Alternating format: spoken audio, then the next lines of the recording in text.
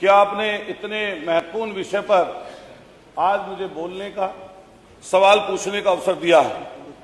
मान्यवर, जैसे ही दवाइयों का विषय आता है, दवाई सब जहन में आता है, तो हमारी और सबकी जिंदगी से जुड़ा हुआ प्रश्न आ जाता है।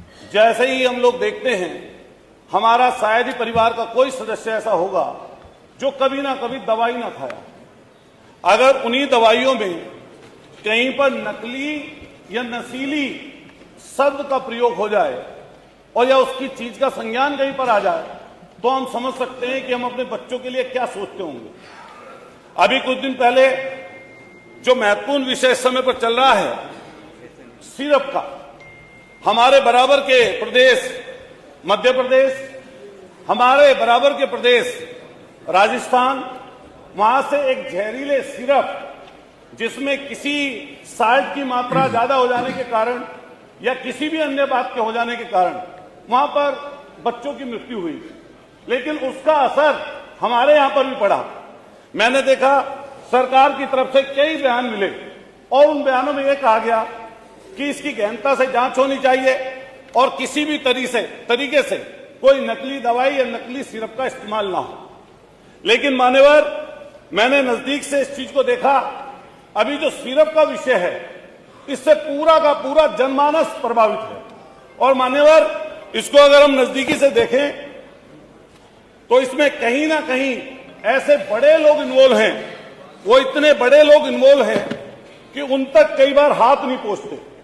अभी मैं जब देखता हूं, 1.5 साल पहले इसी उत्तर प्रदेश के इसी राजधानी में सुशांत गोल्ड सिटी में एक बड़ा जखीरा इसी कोडिंग सिरप का पकड़ा गया था और आनंद फानन में वो जांच उस समय सरकार ने एसटीएफ को सौंप दी।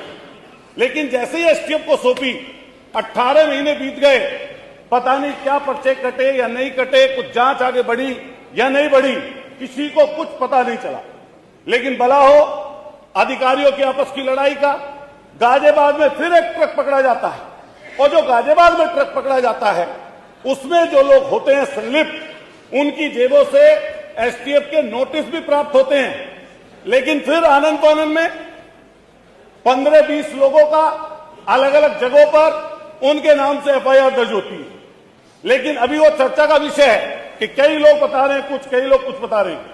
लेकिन प्रधानमंत्री जी के संसदीय क्षेत्र से जिसका नाम शुभम जायसवाल चला गया दुबई, जिसका नाम वहां पर टाटा करके बोलते हैं, उनका नाम जैसे सामने आया तो पता चला ये व्यापार, ये भ्रष्टाचार की जड़ें बहुत नजदीकी से सत्ता संरक्षित लोगों के पास हैं।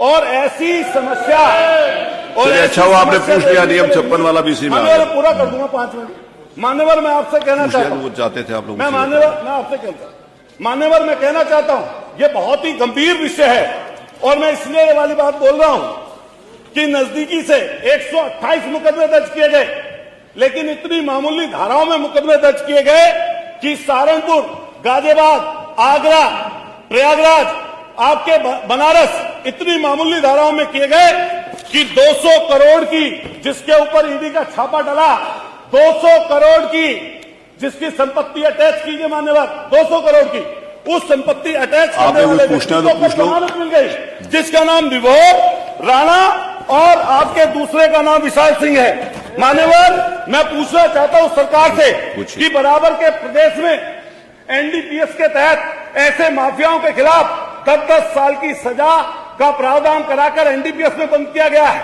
क्या मान्यवर सरकार ये कहेगी या बताएगी कि ऐसे लोगों के खिलाफ एनडीपीएस के तहत, गैंगस्टर के तहत मान्यवर सरकार बुलडोजर में माहिर है, लेकिन बुलडोजर पता नहीं कहां चला गया, ड्राइवर सो गया या कोडिंग पीकर नशे में है, चाबी पता नहीं कहां खो गई। हजारों करोड़ का जिसने महल बना रखा है उसके घर पर, उस सिपाही के घर पर नहीं पहुंची। 5 मिनट हो गए। मैं दूसरा सवाल पूछ रहा हूं मान्यवर, पूछिए। जो अपराधी आर्थिक और भौतिक रूप लाभ प्राप्त कर रहे हैं, इससे सामाजिक अपराध कर रहे हैं, क्या उनके ऊपर सरकार जब्ती का काम करेगी? एक और चीज मान्यवर, कफ सिरप, इंजेक्शन सहित 205 दवाइयां सरकार की तरफ से जिनके सैंपल फेल हुए, और ये माननीय बहुत जरूरी चीज है, जिसमें दिल की दवाइयां, कैंसर की दवाइयां, आपके हाई बीपी की दवाई, शुगर की दवाई। अब उत्तर आया नहीं, 5 मिनट 5.5 मिनट हो गया आपके, 5 मिनट से ज्यादा मैं अवसर नहीं दे सकता। नहीं, सॉरी, संक्रमण की दवाई, आई कांट डू दैट। पेट का सूजन, पेट के कीड़े, अमोनिया, 205 दवाई। आपका कोई प्रश्न हो तो कर लीजिए, भाषण हो तो खत्म कर लीजिए। जिनके सैंपल फेल होते हैं, अतुल प्रधान जी कोई प्रश्न हो तो कर लीजिए, भाषण हो तो नहीं। 6 मिनट में 5 मिनट से ज्यादा नहीं दे सकता, नहीं दे सकता मैं। आप पूछिए अपने टाइम सरकार बताएगी क्या जिनके सैंपल फेल हुए हैं, ये आपकी प्रयोगशालाओं में जो आगरा में दवाई पकड़ी गई, मेरठ में दवाई पकड़ी गई, उनके सैंपल जब पहुंचते हैं प्रयोगशाला में, सैंपल बदलवाकर वो माफिया, इनका माइक बंद कर दिया, बदलवाकर माफिया वो